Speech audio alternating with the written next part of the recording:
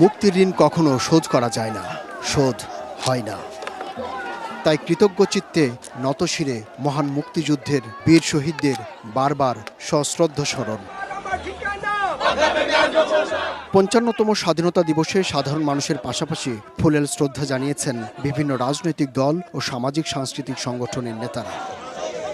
NCP নেতারা সংস্কার বাস্তবায়নের উপর জোর দেন, বলেন নতুন দেশ গড়তে রাষ্ট্র সংস্কারের বিকল্প নেই। আজকে স্বাধীনতা দিবসে সংস্কারকে বাস্তবায়নের আমরা আহ্বান জানাই। আমরা মনে করি স্বাধীনতা দিবস আমাদের কাছে বারংবার আসে, বিজয় দিবস আসে, জাতীয় দিবসগুলো আসে আমাদেরকে স্মরণ করিয়ে দেওয়ার জন্য যে আমাদের বীর সেনানীরা একটা গণতান্ত্রিক বাংলাদেশের জন্য তাদের জীবন উৎসর্গ করেছিল।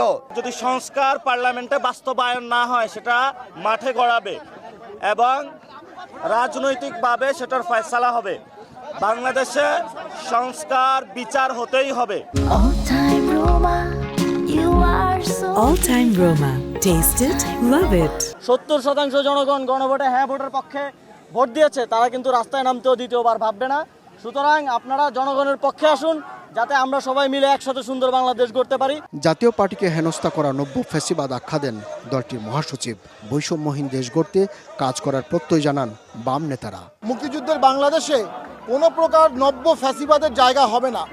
আজকে যে ঘটনাটি ঘটার চেষ্টা করা হয়েছে, এটা নব্য ফ্যাসিবাদের একটি নতুন রূপ। এবার যে সরকার গঠিত হয়েছে, আমি বিশ্বাস করতে চাই যে এবার একটা গণতান্ত্রিক, প্রগতিশীল, অসাম্প্রদায়িক এবং এটা বহুত্ববাদী একটা রাষ্ট্র গঠনের ঐতিহাসিক সুযোগ আমাদের জন্য তৈরি হয়েছে। তরুণ প্রজন্ম যাদেরকে নানা সময় বিভ্রান্ত করা হয়েছে এবং অনেকে পরিকল্পিতভাবে বুঝে না বুঝেও ৭১কে বাদ দিয়ে ২৪কে পুনরুস্থাপন করতে চেয়েছে, তাদের বিরুদ্ধে তরুণ সমাজকে গর্জে উঠে আমাদের বীর শহীদদের প্রতি শ্রদ্ধা জানিয়ে মুক্তিযুদ্ধের চেতনায় আমরা সবাই মিলে এগিয়ে যাব।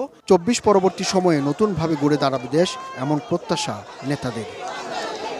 বাংলাদেশের সমসাময়িক যেসব দেশ স্বাধীনতা অর্জন করেছে তাদের অনেকেই বিশ্ব দরবারে অর্থনৈতিক এবং রাজনৈতিকভাবে গুরুত্বপূর্ণ ভূমিকা পালন করছে, আর সেটি সম্ভব হয়েছে রাজনৈতিক সদিচ্ছার কারণে।